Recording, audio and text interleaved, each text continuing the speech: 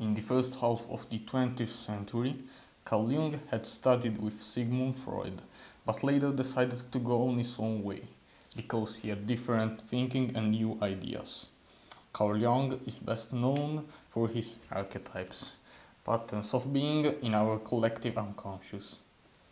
The four main archetypes of Carl Jung's psychology are the persona, the mask that conceals our true self from the society, the anima and the animus, respectively the feminine and masculine forces in our mind, the shadow consisting of the most obscure part of our being, the one capable of the most brutal actions, and the self, our true personality, the power that unites all the other three archetypes and gives fulfillment to our life.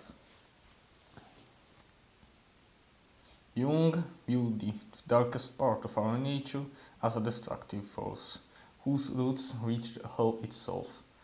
When an individual follows his shadow, he is capable of murdering, deceiving, and betraying to generate more chaos, which is considered by Dante as the worst kind of sin. Freud's idea, instead, is more focused on the will and the needs of a human, and sees the evil part of man as a primitive force, more regressed, less civilized, and that the superego, which consisted of the laws of the state, was the part of the unconscious aimed at putting a person under control.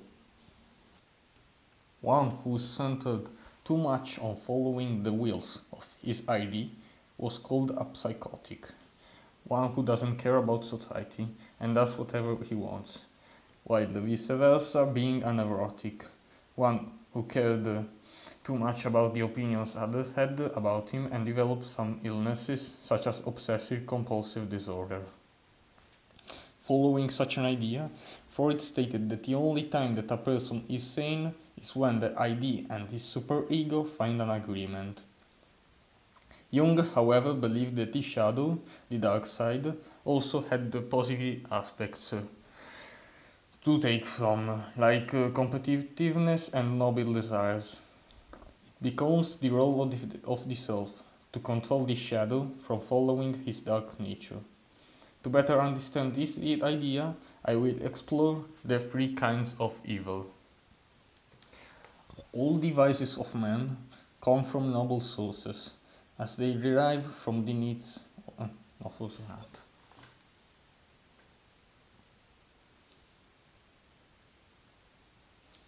Vices. Mistreating of creation.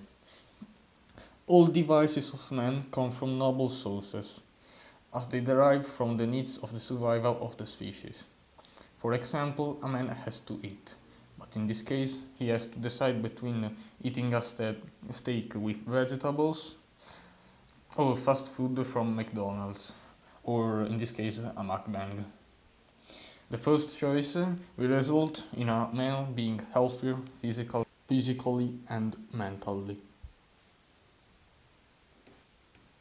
While the second will result in more food resources, which result in a survival for a few days, but it will affect a person physically and mentally.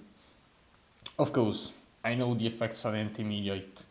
Good choices and bad choices have to be made over and over again for the results to appear visible.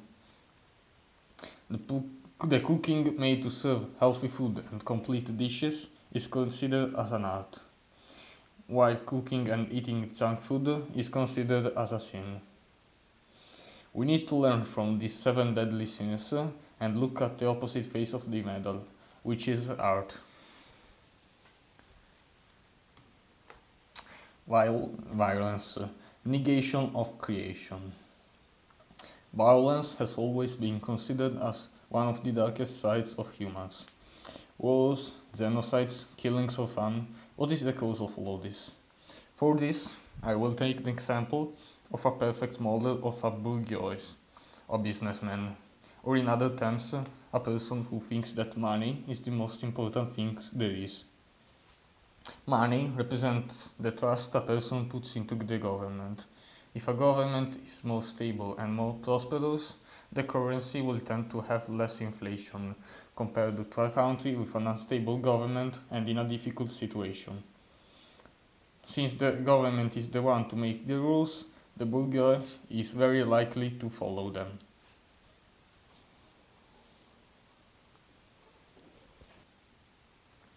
Here comes two problems.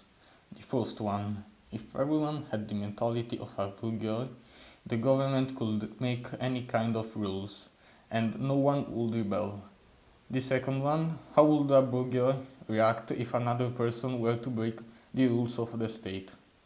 The results are loss of faith in both the person that breaks the rules of the state and a minimal loss of general faith in humanity from the part of the burgher. The loss of these values depend on how many vices the burgher has, since almost all of vices aren't illegal by law and is pursued to his creator. We often refer to God as the creator, since in many's belief he created the universe. We also put him as the highest value we can reach. So the burgher believe that the highest good is contributing to the progress and the prosperity of the society.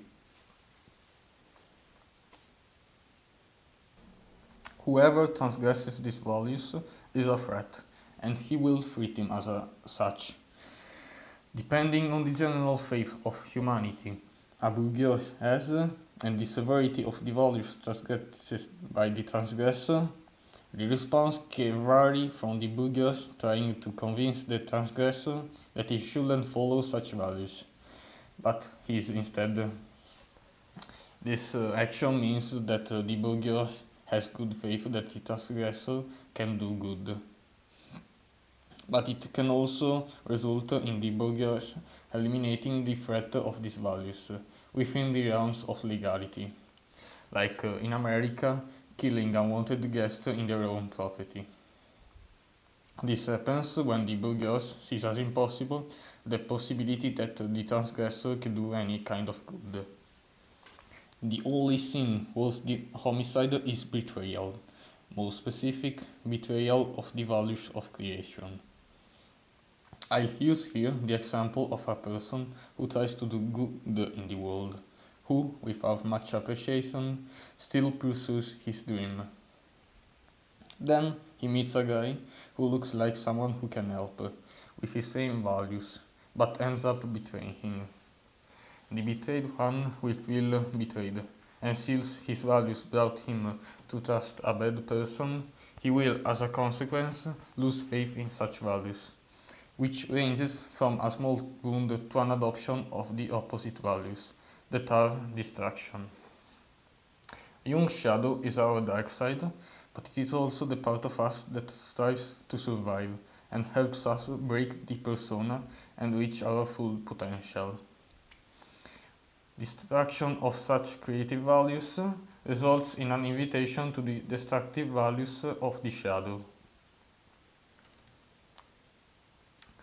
This video is part 1 of another video. In part 2 I'll talk about the archetypes and the following stereotypes.